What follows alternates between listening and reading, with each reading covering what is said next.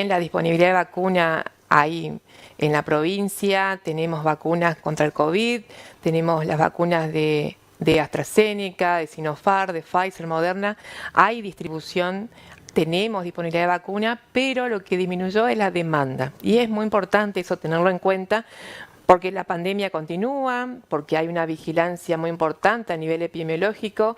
Se ha detectado hace pocas semanas nuevos casos o pequeños brotes o aumento de casos y se investiga en cuanto a la vigilancia epidemiológica si se trata de las mismas variantes que estaban circulando o nuevas variantes. De aquí es la noticia de que nosotros tenemos una nueva variante de Omicron, esta Omicron, que es la última cepa que está circulando a nivel mundial, suele tener pequeñas mutaciones y de ahí aislarse estas subvariantes.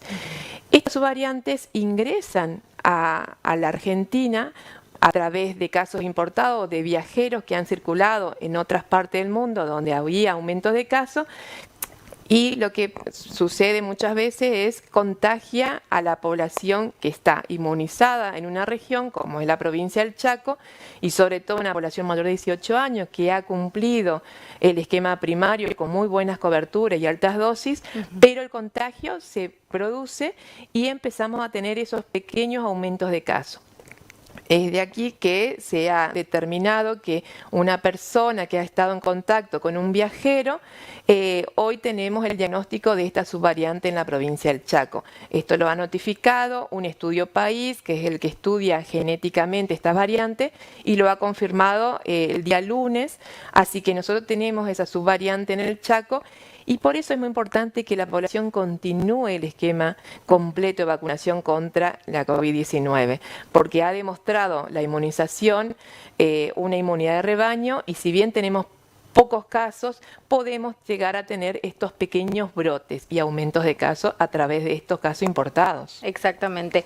¿Se ha cerrado en el último tiempo vacunatorios a causa de esta falta de demanda? Podemos decir, anteriormente había vacunatorios que estaban las 24 horas, en distintos puntos. Es así, y aparte, mejorando la estrategia de revincularse con el centro de salud, nosotros necesitamos que la población vuelva a su centro de salud, realice ahí la vacunación completa, ya sea de calendario y de las demás campañas de vacunación que estamos haciendo, ya sea antigripal o contra el COVID. Y por ese motivo también, y ante la falta a veces de recursos humanos en estos centros de salud, mejoramos la estrategia de que la población vaya al centro de salud más cercano a su domicilio y pueda acceder a las vacunas. Las vacunas están disponibles en toda la provincia, así que no hay ningún inconveniente para que puedan acceder. Doctora, otro de los temas también que lo escuchamos a nivel nacional es por ahí el vencimiento de algunas vacunas. ¿Esto también se produce? ¿Cuáles son las que están por vencer? ¿Cuándo? Sí, nosotros tenemos mucha experiencia en cuanto a manejar vencimientos o lotes de vacunas hace muchos años, particularmente las vacunas del COVID, que son vacunas nuevas, algunas muy innovadoras como las de ARN mensajero, llámese Pfizer o Moderna, tienen un tiempo de almacenamiento por las temperaturas que debemos conservarla durante 9 meses en ultra freezer, ¿sí?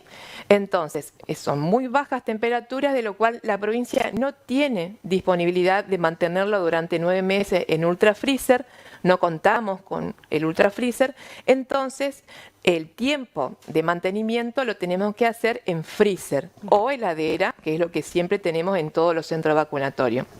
Y es por eso que se acorta la vida útil, no hacia el vencimiento. El vencimiento sigue siendo 9 meses, pero como no tenemos el acceso a tener en esas bajas temperaturas, lo tenemos que adecuar a la posibilidad que tenemos nosotros en conservarla, ya sea en un freezer o tenerla conservada en una heladera. Entonces se acorta el tiempo de vida útil de uso de esas vacunas, y es por eso que es tan importante tener supervisado siempre la fecha de ingreso a la Argentina, la fecha de ingreso a la provincia y obviamente la distribución a todos los vacunatorios para tener en cuenta hasta qué día se debería usar esa vacuna que esté en las temperaturas adecuadas para la seguridad del paciente que lo recibe.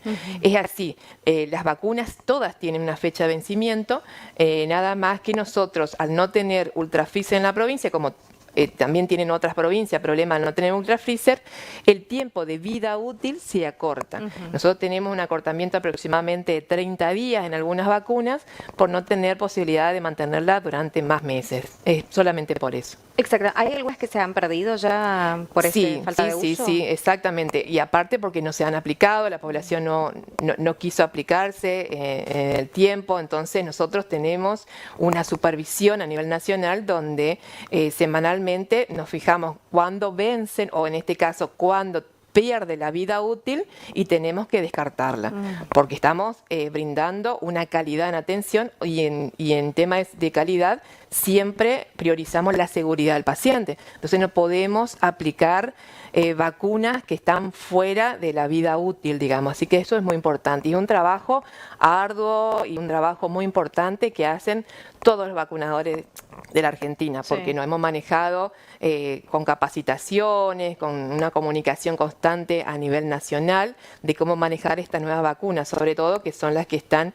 en fase 4, fase 3 en cuanto a ensayos clínicos. Así que estamos muy capacitados y también necesitamos que la población sepa que nosotros en ningún momento vamos a aplicar vacunas que estén fuera de la vida útil. Eso es muy importante. Y en cuanto al descarte, sí es importante que sepan que cuando las vacunas pierden en cuanto a su vida útil, se deben descartar, porque forma parte de la medida de bioseguridad, así que no hay ningún problema en eso.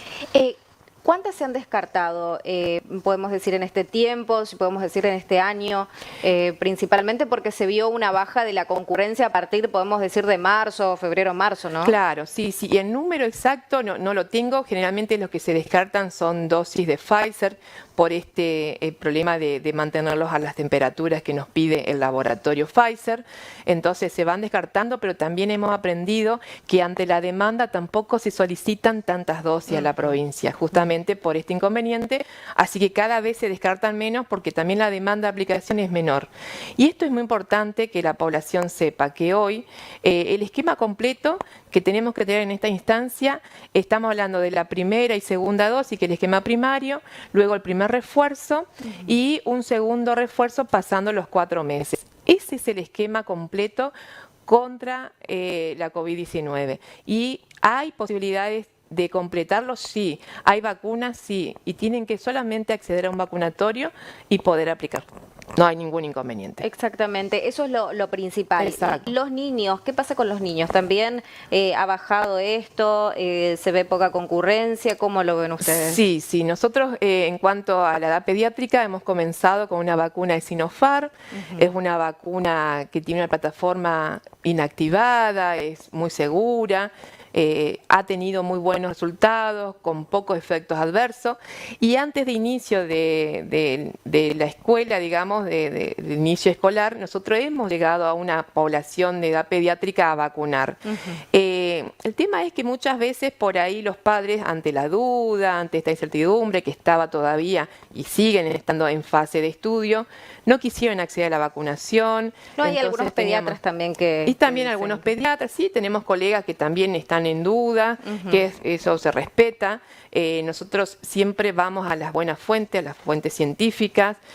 Tenemos una Comisión Nacional de Inmunizaciones que avala siempre bajo lineamientos el uso en el territorio nacional y con todas las capacitaciones correspondientes a cada vacunador, cómo debe aplicarse, cómo debe mantenerse, en cuanto al intervalo de dosis que debe tener en cuenta. Así que hemos trabajado correctamente en base a todos los lineamientos nacionales, pero cada provincia tuvo diferentes coberturas. Quizás por esta incertidumbre de que si se colocaban y como teníamos menor riesgo en los niños en que la enfermedad por COVID se agrave y tenga altas tasas de mortalidad, también quizás los padres tuvieron una conducta más de esperar quizás también otra vacuna, de esperar que los estudios terminen y en base a eso también por ahí el acceso a la vacunación. Tuvimos diferentes opiniones al respecto, pero nosotros en cuanto a la cobertura no hemos tenido unas altas coberturas en la edad pediátrica. Con respecto a primera y segunda dosis hemos llegado a apenas un 70% de nuestra población objetivo en la provincia, pero fue un buen esfuerzo. Siempre estamos accediendo a articular con las escuelas, en este caso, con educación, con desarrollo social y poder mejorar la estrategia para llegar a estos niños y aumentar la cobertura de vacunación. Es cierto que es un virus que ha afectado más a la edad adulta y sobre todo mayores de 50 años, pero también ante aumentos de casos y brotes tenemos que tener una inmunidad de rebaño. Y esa inmunidad de rebaño está hablando de que cuanto mayor población yo tenga vacunada, voy a tener menor circulación de virus porque voy a tener pero además muchísimo se vio más después anticuerpos. las consecuencias, ¿no? del COVID. En algunos casos en los huesos, en otros en lo que es el cansancio. Exacto. O sea, también tiene esas consecuencias que uno dice, bueno, fue leve, pero después uno tiene que volver al doctor.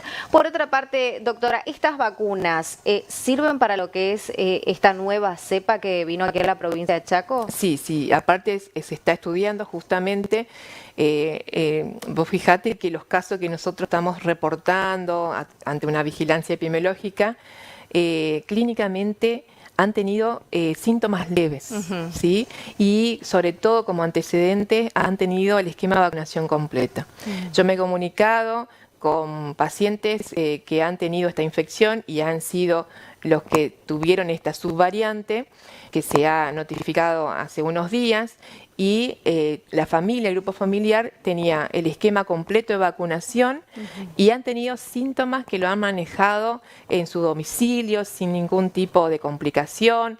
Tuvieron febrícula, dolor de cabeza, un estado pseudogripal y ante la sospecha fueron a hisoparse justamente y tomaron los recaudos de aislamiento correspondientes y se detectó a través de estas buenas medidas esta subvariante de Omicron que está circulando en la provincia del Chaco. Si bien son pocos los casos y lo otro que yo te quiero comentar es que también se están haciendo muy pocos hisopados, porque ante la venida de la influenza muchas veces no consultan, piensan que es un estado gripal y si se sienten sanos, siguen circulando, siguen yéndose a sus lugares de trabajo. Sí, porque son similares. Son muy parecidos, el cuadro clínico muy parecido, a diferencia que la infección por SARS-CoV-2 provoca anosmia, pierden un poquito el olfato y eso ya es un diagnóstico diferencial. El propio paciente dice, no, pero la gripe no hace perder el olfato o no pierdo el gusto. Entonces,